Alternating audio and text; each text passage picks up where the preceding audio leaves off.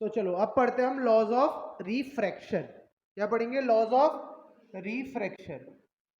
जैसे हमने वहां रिफ्लेक्शन के लॉस पढ़े थे ना, वैसे ही यहाँ पे मैंने बताया कोई भी चीज होगी किसी लॉ के अनुसार हो रही होगी, अपने आप तो हो नहीं रही होगी। तो वैसे यहाँ पे रिफ्रैक्शन हो रहा है तो वो भी एक लॉ को फॉलो करता है। मैं पहले यहाँ पे छोटा सा एक रिफ्रैक्शन का आपको बना के दिखा देता हूँ।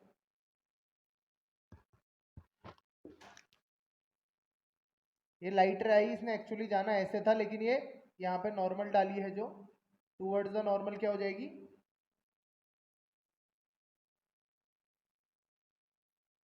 टूवर्ड्स द नॉर्मल आ जाएगी। फिर जहाँ पे गिरी वहाँ पे फिर ये हमने पहले पढ़ चुके हैं कि ऐसा क्यों हो रहा है, due to the variation in speed of light. यहाँ स्पीड ऑफ लाइट कुछ और है, यहाँ कुछ और है, इसलिए बेंड हुई। यहाँ कुछ और है, यहाँ कुछ और है, इसलिए फिर से यहाँ पे बेंड हो गई।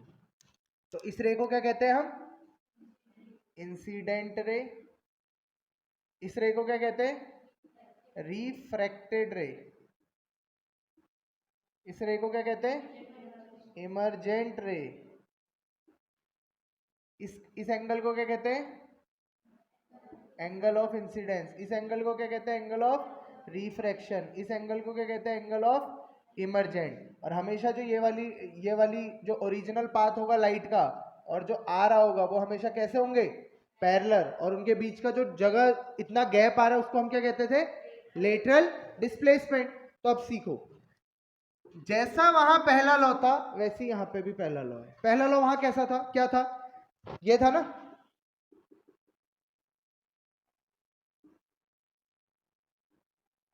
यही तो होता था। The incident ray, the refracted ray and the normal all lie on the same plane at the point of incidence. वो यहां पे भी है। The incident ray, the refracted ray and the normal all lie on the same plane at the point of incidence. Same है कि नहीं? Incident ray भी यही लाई कर रही है, रिफ्रैक्टेड रे भी यही लाई कर रही है और नॉर्मल भी यही लाई कर रही है और एक ही पॉइंट पे भी लाई कर रही है। पॉइंट कौन सा है? Point of incidence. तो पहला law same as it is आएगा, incident ray comma refracted ray. Reflected नहीं आएगा, रिफ्रैक्टेड आएगा, ध्यान देना। And the normal all lie on the same plane at the point of incidence। समझ में आया? पक्का? सेम है वहां की तरह, बस वहां रिफ्लेक्टेड था, यहां रिफ्रैक्टेड है। दूसरा, अब वहां दूसरा लॉ क्या था? Angle of incidence is always equal to angle of refraction. तो क्या यहां पे भी वही होगा? नहीं हो सकता। ध्यान देना क्यों। आप देखो, ये एंगल आई है आपका और ये एंगल आर है, क्या दोनों इक्वल है? एंगल इक्वल कब होता? जब ये ऐसा होता और ऐसे ये स्ट्रेट जा रही होती। ये मेरा मीडियम था, ये ऐसा,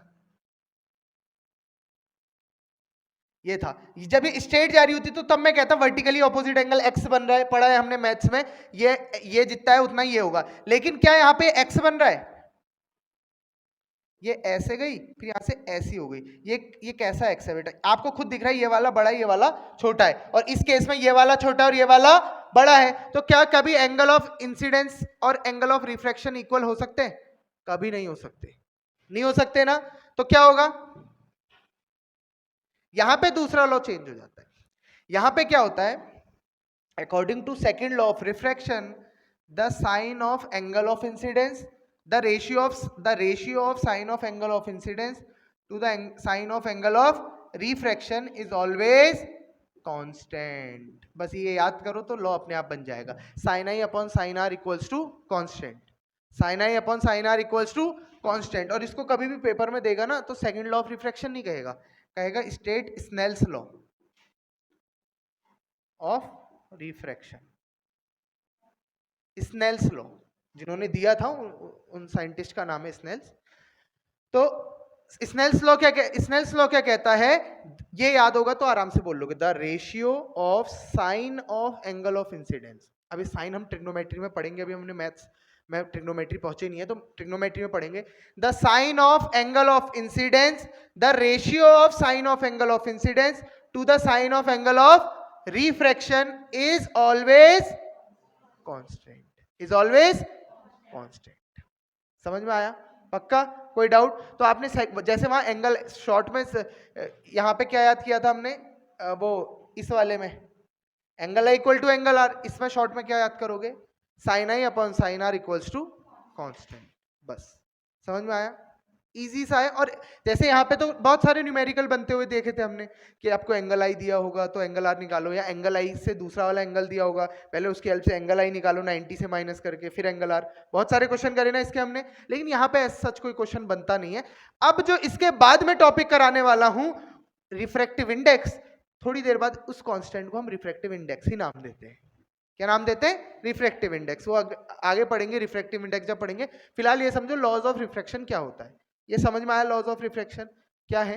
दो लॉ है. पहला, the incident ray, the refracted ray and the normal all lie on the same plane at the point of incidence. दूसरा, the ratio of sine of angle of incidence to the sine of angle of refraction. Sine, या फिर ये भी बोल सकते हो the ratio of sine I over sine R is always constant. समझ में आया? बस इतनी है लॉज ऑफ रिफ्रैक्शन की कहानी. दो ही लॉ हैं, जैसे वहां थे यहां भी. पहला पहला सेम है, दूसरा दूसरा अलग है.